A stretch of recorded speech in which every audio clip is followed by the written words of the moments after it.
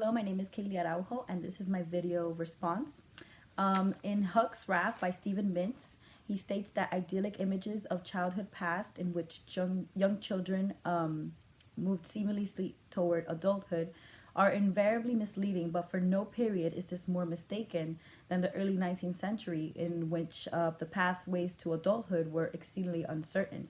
And what I think Mintz means by this is that during this time, we reflect always to a time where childhood was easy or carefree.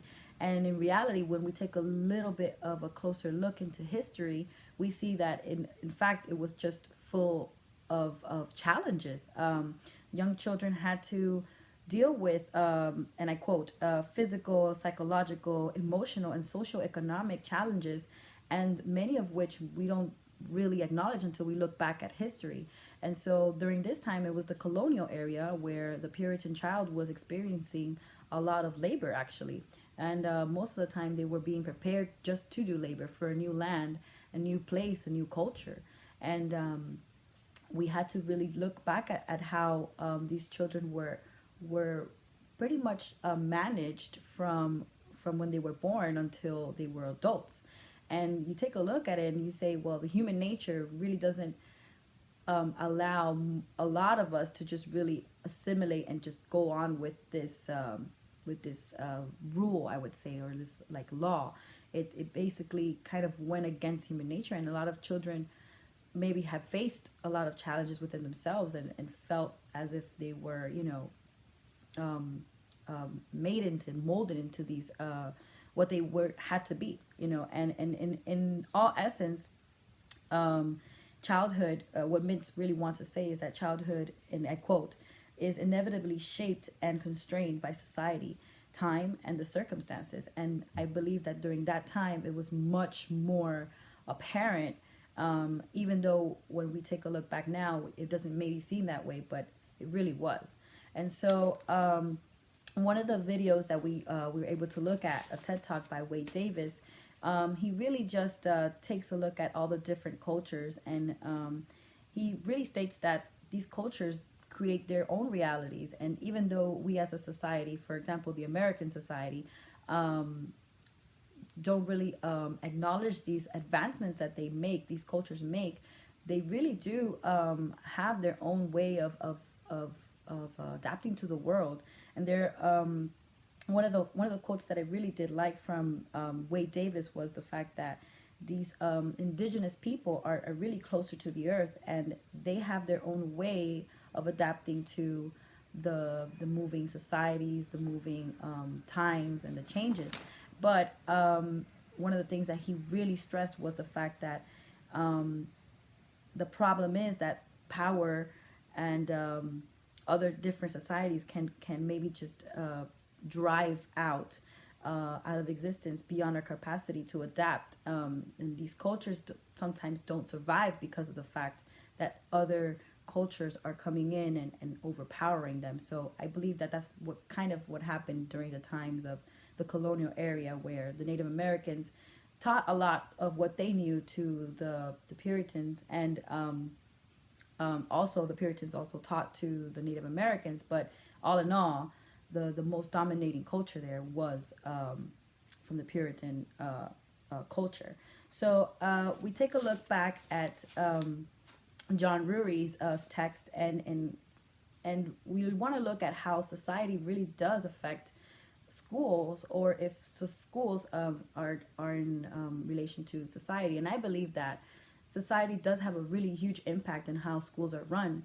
If we take a look back at our history, we see that many of the times schools were kind of driven through one avenue, and children were either one thing or the other. And now we come into a world where we have different talents, different aspirations, different goals, different careers that we can possibly, I mean, they're endless. And so I think that as time changes, we become a little bit more open-minded, and we address the child for their own personal strengths and intelligences. And I mean, maybe we're not totally 100% there, but I do say that we do have we have expanded as a culture and a society.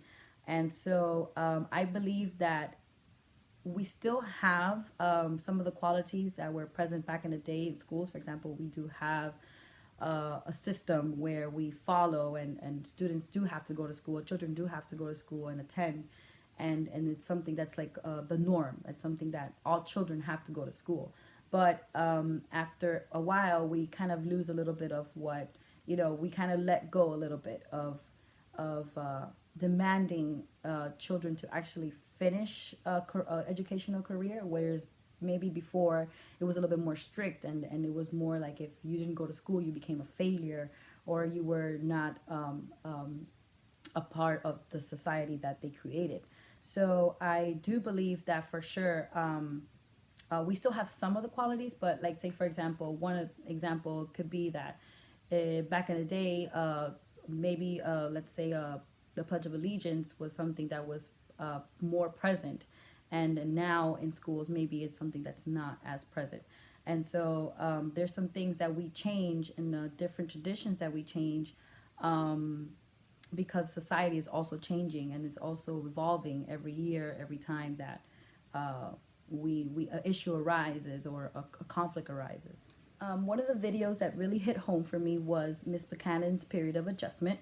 And Malcolm Gladwell is an excellent speaker and talks about this historical event that happened, but he talks about facts that we may have not even known about. It was something that I learned, and about how the school board at that time really pushed the idea, that they came up with the idea that the segregation in schools could really cause, and I quote, detrimental challenge and strain on children, and that it caused harm. And I was so mind blown about this fact, because it was not an issue that was raised because it was a detrimental challenge or a strain to these African American children.